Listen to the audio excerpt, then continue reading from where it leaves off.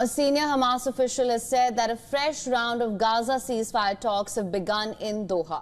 አዲስ ዙር የተኩስ አቁም ንግግር በኳታር መጀመሩን የሐማስ ባለስልጣን አስታወቁ። ባለስልጣኑ አዲስ ዙር የጋዛ ተኩስ አቁም ንግግር በኳታር መጀመሩን አስረግጠው ተናግረዋል። አብዱራህማን ሻዲድ በንግግራቸው ንቅናቄያቸው እነዚህን ድርድሮች በአዎንታዊና በኃላፊነት እያስተናገደ ነው። ይህ የሆነው በእስራኤልና በታጣቂው ቡድን ሐማስ መካከል የተደረገ የተኩስ አቁም ስምምነት የመጀመሪያ 6 ሳምንት ምዕራፍ መጋቢት 1 ከተጠናቀቀ በኋላ ሁለቱም ወገኖች እንዴት መቀጠል እንዳለባቸው መስማማት ባለመቻላቸው ነው። ሐማስ ቀጣዩ ምዕራፍ እንዲጀመር አፋጣኝ ድርድር እየፈለገ ሲሆን እስራኤል ግን የመጀመሪያው ምዕራፍ ማራዘም ትፈልጋለች። አሁን ያለው የድርድር ዙር ወደ ሁለተኛው ምዕራፍ መጀመሪያ ወደ ተጨባጭ እድገት እንደሚያመራ ተስፋ እናደርጋለን ብለዋል ሻዲድ። ተኩስ አቁሙ እንደ አውሮፓውያን አቆጣጠር ጥር 19 ከጀመረ በኋላ በርካታ ጉዳዮች ተከስተው እንደነበር ይታወሳል። ሐማስ የተኩስ አቁም ድርድር እንደገና መጀመሩን ተከትሎ እስራኤል በጋዛ 8 ፍልስጤማውያን ገላለች ሲል ከሷል። ከጥር መገባደጃ ጀምሮ በጋዛ ከሐማስ ጋር አልጋ ባልጋ ያልሆነ የተኩስ አቁም ስምምነት ቢደረግም በእስራኤል ጥቃት 8 ፍልስጤማውያን በጋዛ ሰርጥ እንዲሁም በተያያዘው ዌስት ባንክ ላለፉት 24 ሰዓታት ውስጥ ተጨማሪ ሰዎች መግደላቸውን የፍልስጤም ባለስልጣናት ተናግረዋል።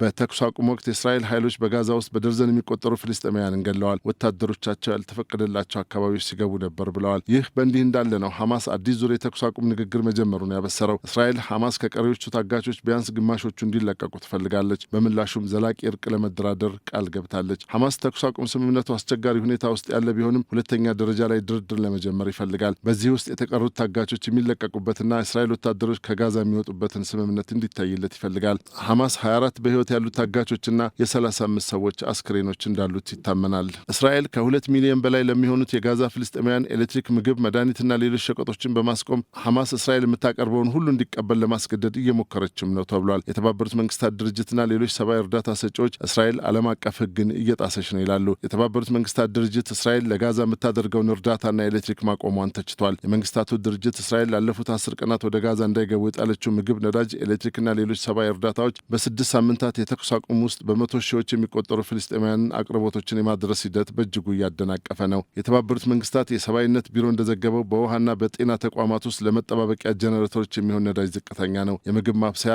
ጋዝ ዋጋ እየጨመረ መምጣቱና የዱቄት ትኩስ ምግቦችና ድንኳኖች እንዲሁም ሌሎች መጠለያ ቁሳቁሶች ስርጭት መስተጓጎሉን የዩኤን ቃል አቀባይ ስቴፈን ዱጃሪክ ተናግረዋል። የሰብአዊ ጉዳዮች ማስተባበሪያ ጽህፈት ቤት፣ የተባበሩት መንግስታት ድርጅት የህፃናት ኤጀንሲ ዩኒሴፍ ከባድ የውሃ እጥረት አሳሳቢ ደረጃ ላይ መድረሱን በማስጠንቀቅ በጋዛ ውስጥ ከ10 ሰዎች አንዱ ብቻ ንጹህ የመጠጥ ውሃ የማግኘት እድል አለው። ይህ ደግሞ ሁኔታዎች እንዴት አሳሳቢ እንደሆኑ አመላካች ተደርጎ ተወስዷል። በተያያዘ ዜና በጋዛ ጦርነት ወቅት ፍልስጤማውያን በእስራኤል ቁጥጥር ስር ውለው በነበረበት ወቅት ከፍተኛ እንግልት እንደደረሰባቸው ይናገራሉ።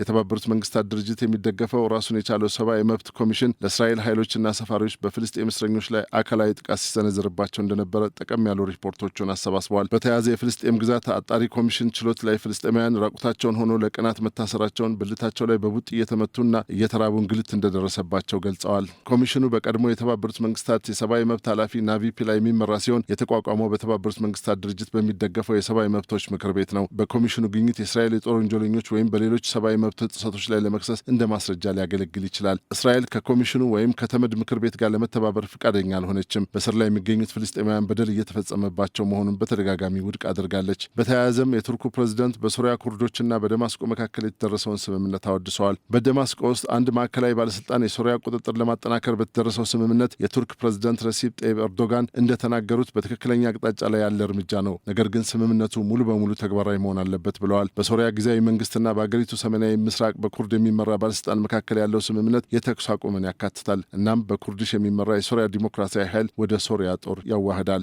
የሶሪያን ሰሜናዊ ምስራቅ አብዛኛውን ክፍል የሚቆጣጠረው ኤስዲኤፍ ሰኞ ዕለት የሶሪያን አዲስ መንግስት ተቋማት ለመቀላቀል ስምምነት ተፈራርሟል። እንደ ኤርዶጋን ገለጻ የስምምነቱ ትግበራ ለሀገሪቱ ደህንነትና መረጋጋት አስተዋጽኦ ይኖረዋል። ኤርዶጋን አክለውም ለጎረቤታችን ሶሪያ ግዛት አንድነት፣ አህዳዊ መዋቅሯን መጠበቅ፣ አንድነቷንና መረጋጋትን ለማጠናከር ትልቅ ቦታ እንሰጣለን ሲሉም አክለዋል። ስምምነቱ በሶሪያ ሰሜናዊ ምስራቅ በኤስዲኤፍ ቁጥጥር ስር ያሉ የሲቪልና ወታደራዊ ተቋማት ከመንግስት ጋር እንዲዋሃዱ፣ የድንበር ማቋረጫዎች፣ የአውሮፕላን ማረፊያዎችና የነዳጅና የጋዝ ቦታዎች በደማስቆ አስተዳደር ቁጥጥር ስር እንዲሆኑ ያስችላል ተብሏል። በሌላ ዜና እስራኤል ባለፈው ዓመት ከሊባኖስ ታጣቂ ሂዝቦላ ጋር በተደረገው ጦርነት ተይዘው የነበሩ 5 የሊባኖስ ዜጎችን ለመልቀቅ ተስማምታለች። በእስራኤሉ ጠቅላይ ሚኒስትር ቤንያሚን ኔታንያሁ የወጣው መግለጫ እስረኞቹ የሚለቀቁት ከዩናይትድ ስቴትስ ጋር በመተባበር ነው ሲሉ ገልጸዋል። ስማቸው እንዲጠቀስ ያልፈለጉት የአሜሪካ ባለስልጣናትን በመጥቀስ እስራኤልና ሊባኖስ በጎረቤቶች መካከል ያለውን የድንበር ውዝግብ ለመፍታት ድርድር ለመጀመር መስማማታቸውንም የሚዲያ ተቋማት ዘግበዋል። እንደ አውሮፓውያን አቆጣጠር በጥቅምት 2024 እስራኤል ደቡባዊ ሊባኖስን ስትወር ለ1 ዓመት የሚጠጋ የድንበር ተሻጋሪ ግጭት በእስራኤል ኃይሎችና በሂዝቦላ መካከል ቀጥሎ ቆይቷል። እስራኤል 56 ወታደሮቿና ከ2700 በላይ ሂዝቦላ ተዋጊዎች መገደላቸውን አስታውቃለች። የሊባኖስ መንግስት በበኩሉ እስራኤል 2720 ሰዎችን ገላለች ብሏል። አብዛኞቹ